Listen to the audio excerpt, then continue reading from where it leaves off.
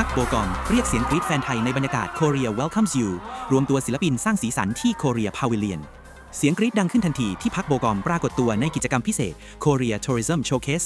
2026 ซึ่งจัดขึ้นภายในงาน Thai International Travel Fair ครั้งที่ 31 TITF 31 ณ Korea Pavilion โดยองค์การส่งเสริมการท่องเที่ยวเกาหลีหรือ KTOบรรยากาศภายในงานเต็มไปด้วยความคึกคักเมื่อแฟนๆพร้อมใจกันหยิบมือถือขึ้นมาบันทึกภาพและวิดีโอกันแบบรัวๆระหว่างกิจกรรมพักโบกอมเล่าเรื่องการเดินทางและวิถีชีวิตในเกาหลีด้วยภาษาธรรมดา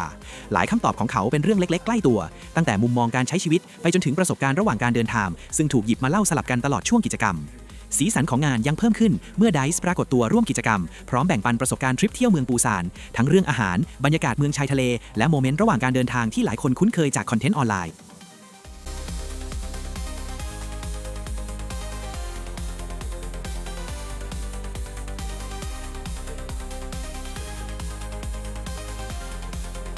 사와디카 박보검카 안녕하세요 반갑습니다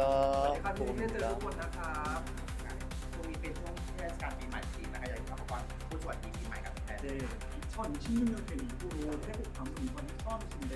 태국 팬분들에게 태국어로 새 인사 부탁드리겠습니다. 네 2025년에 비위주를 통해서 태국에 방문했는데요 올해 저의 첫 이륙 태국에서 여러분들을 만나 뵙게 돼서 너무 반갑고 설레는 마음입니다 태국 팬분들께서 또 반갑게 환영해 주시고 맞아주셔서 진심으로 감사드리고요 새해 복 많이 받으십시오 ก็ปีที่แล้วนะครับ 2025 ผมมีโอกาสได้มาประเทศไทยได้มาเจอกับแฟนๆชาวไทยผ่านแฟนมิตติ้งที่ชื่อว่า PVU โอกาสในครั้งนี้เป็นครั้งแรกในปี 2026 ที่ผมได้มาแลนด์ที่ประเทศไทยรู้สึกดีใจแล้วก็เป็นเกียรติที่ได้เจอแฟนๆชาวไทยทุกคนในครั้งนี้มากๆเลย อยากให้คุณตรงท่านผู้ฟังนะครับพูดถึงความรู้สึกผ่านการได้รับการเลือกนะครับเป็นผู้การท่องเที่ยวเกาหลีครับ 이번 한국 관광 홍보대사로 선정되신 소감 어떠신지 궁금합니다. 네, 이렇게 한국 관광 홍보대사로서 태국에 처음 방문하게 돼서 너무 기쁘고 감사한 마음이고요. 한국을 알릴 수 있고 소개할 수 있는 자리가 주어져서 또 그런 홍보대사로서 역할을 할 수 있게 되어서 영광스러운 마음입니다. ก็ครั้งนี้เป็นครั้งแรกนะครับที่ผมได้มาประเทศไทยในฐานะทูตการท่องเที่ยวเกาหลีผมรู้สึกขอบคุณมากๆแล้วก็รู้สึกดีใจที่มีโอกาสได้มาแนะนำแล้วก็ได้มาเผยแพร่ประเทศเกาหลีให้ชาวไทยได้รับทราบรู้สึกเป็นเกียรติมากๆเลยครับ การกลับมาประเทศไทยในครั้งนี้ค่ะรู้สึกยังไงบ้างแล้วก็มีความพิเศษต่างจากครั้งก่อนๆบ้างไหมคะ 이번에 태국을 다시 방문해 주셨는데 소감이 있으신지 그리고 이전 방문과 다른 점이 있으신지 궁금합니다. 태국은 늘 올 때마다 설레는데요. 많은 태국 친구분들께서 따뜻하게 맞아주시고 또 태국 친구분들의 뜨거운 열정, 에너지, 긍정, 또 따뜻한 미소 덕분에 제가 힘을 얻고 갑니다. รู้สึกตื่นเต้นแล้วก็แบบดีใจมากๆเลยนะครับที่ได้กลับมาเจอแฟนๆชาวไทยได้มาเจอเพื่อนๆชาวไทยอีกครั้งหนึ่งไม่ว่าจะเป็นแบบ energy หรือว่าความรักหรือว่าแบบพลังบวกที่ทุกคนมอบให้เนี่ยผมรู้สึกดีใจแล้วก็ขอบคุณมากๆเลย อยากแนะนำสถานที่ท่องเที่ยวที่ไหนบ้างให้กับแฟนๆชาวไทยที่กำลังวางแผนเดินทางไปเที่ยวที่เกาหลี 지금 ครับ 한국 여행을 계획하고 있는 태국 팬분들에게 한국의 여행지를 추천해 주셔야 된다면 어디를 추천해 주실까요? 저는 개인적으로 대한민국을 대표하는 고궁이 몰려있는 종로를 추천하고 싶은데요. 한국에 한 번쯤 오시면 종로에 방문하셔서 대한민국의 역사를 또 다 같이 느끼고 향유할 수 있으면 좋겠습니다. ผมอยากแนะนำสถานที่ที่เหมือนเป็นแบบเป็นศูนย์รวมของประเทศเกาหลีที่ชื่อว่าย่านจงโลนะครับย่านนี้มันมีทั้งสถานที่ท่องเที่ยวแล้วก็มีเชิงประวัติศาสตร์ด้วยอยากให้ทุกคนได้มามีประสบการณ์ได้มาเจอที่นี่เลยครับ คุณท่านผู้ฟังเองอยากฝากข้อความอะไรถึงแฟนๆชาวไทยที่กำลังวางแผนเดินทางไปเที่ยวเกาหลีไหมครับ 한국 여행을 계획하고 계시는 태국 팬분들에게 한국 관광에 대해서 할 말씀 있으시면 한국에서는 의무적인 팁 문화가 없어요. 그래서 한국에서 식당이나 어떠한 가게를 방문했을 때에 거기서 주어지시는 많은 마음들은 따뜻한 인심이라고 생각해요. 그래서 그런 부분에 있어서 망설이시거나 주저하지 마시고 원하시는 것 있으면 언제든지 또 말씀하시면 대표님이나 사장님, 점원분들께서 또 친절하고 따뜻하게 받아주실 거라고 생각합니다. ผมอยากจะบอกว่าจริงๆที่ประเทศเกาหลีนะครับเราไม่ได้มีวัฒนธรรมการให้ทิปที่เป็นสิ่งที่แบบต้องทำก็คือเวลาที่ทุกคนไปร้านอาหารหรือว่าไปแบบท่องเที่ยวอะไรสถานที่ท่องเที่ยวที่เกาหลีเนี่ยอยากให้ทุกคนแบบมีความสุขแล้วก็แบบรับบริการได้อย่างเต็มที่อย่างอุ่นใจเลยไม่ว่าจะต้องการอะไรอยากได้อะไรเพิ่มเติมก็สามารถขอจากแบบเจ้าของร้านหรือว่าเจ้าของร้านอาหารตรงนั้นได้อย่างเต็มที่เลยครับ 그래서 감사의 마음을 표현하고 싶으실 때는 고맙습니다. 다음에 또 올게요. 라는 이 한국어 표현을 기억하고 계신다면 좋을 것 같습니다. ถ้ารู้สึกว่าอยากจะแสดงความขอบคุณกับเจ้าของร้านหรือว่าพนักงานทุกคนสามารถพูดเป็นภาษาเกาหลีได้ว่าผมมักซินดิดาโตโอเคโยที่แปลว่าขอบคุณนะครับเดี๋ยวพวกเราจะกลับมาอีกได้ครับ คิดว่าอะไรในตัวของคุณพักโบกอมและงานแสดงของคุณพักโบกอมที่ทำให้ผู้ชมทั่วโลกรู้สึกเชื่อมโยงและอยากทำความรู้จักวัฒนธรรมเกาหลีมากขึ้นครับ 배우님께서 배우로서 다양한 활동과 다양한 작품을 만드시는데 그 활동들과 작품들의 어느 부분이 한국의 전 세계랑 연결시키고 어떤 한국 문화의 호기심을 불러일으킨다고 생각하십니까?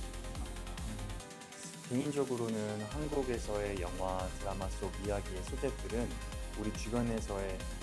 쉽게 만나볼 수 있는 일상 이야기들을 담았다고 생각해요. 그래서 그 진정성이 담긴 이야기를 통해서 전 세계 관객분들이 같이 공감하고 우리들의 마음들, 한국적인 이야기들을 이해하실 수 있지 않나 생각합니다.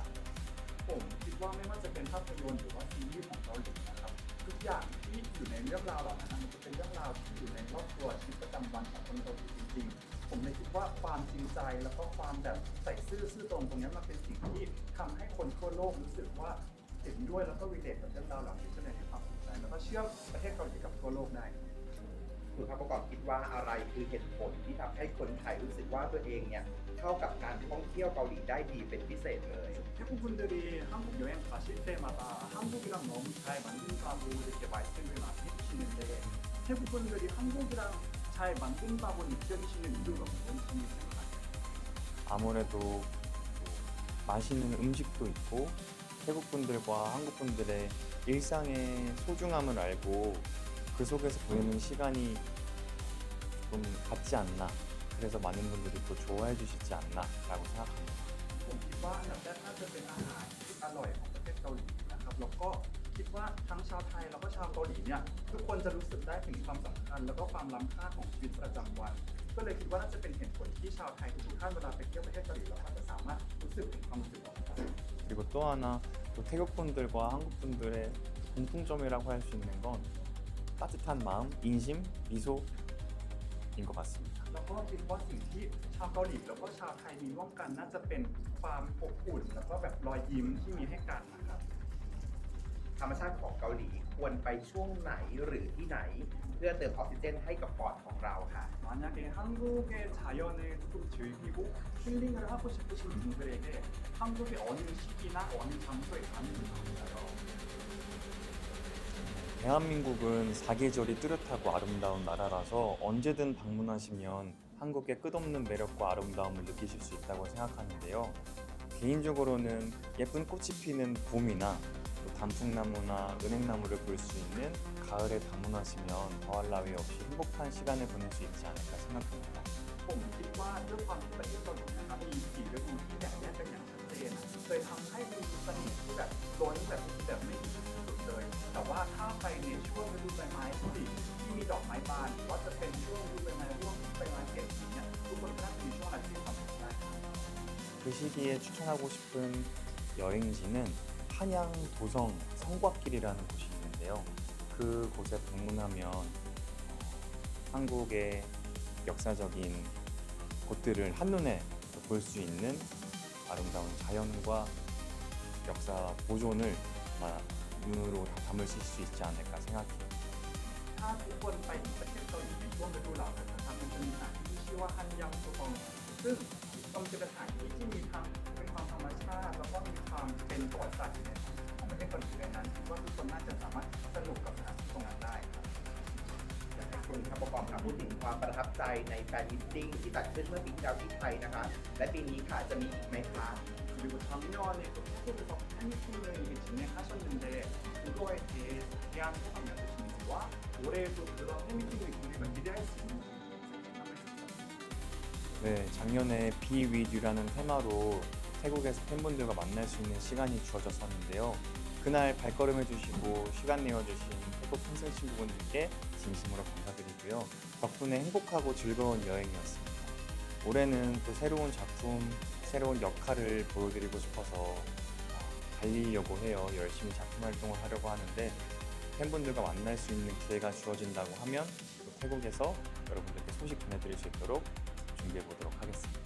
ก็ปีที่แล้วนะครับผมมีโอกาสได้มาประเทศไทยกับงานแฟนมิตติ้งที่ชื่อว่า Be With You นะครับผมอยากจะอันดับแรกจะรู้สึกขอบคุณทุกคนที่สละเวลามาพบแบบมาหาผมที่งานแฟนมิตติ้งในวันนั้นขอบคุณทุกคนมาหาผมเลยในช่วงเวลาที่มีความสุขได้ ส่วนปีนี้ผมก็จะตั้งใจทำผลงานตั้งใจถ่ายทำให้เยอะๆแล้วก็ถ้ามีโอกาสผมก็อยากจะส่งข่าวดีนั้นให้กับทุกคนในอนาคตอย่างแน่นอนครับน้องเฟรมครับน้องเฟรมเอา3คนครับเฟรม2ครับ2คุณ2ครับ พวกเราได้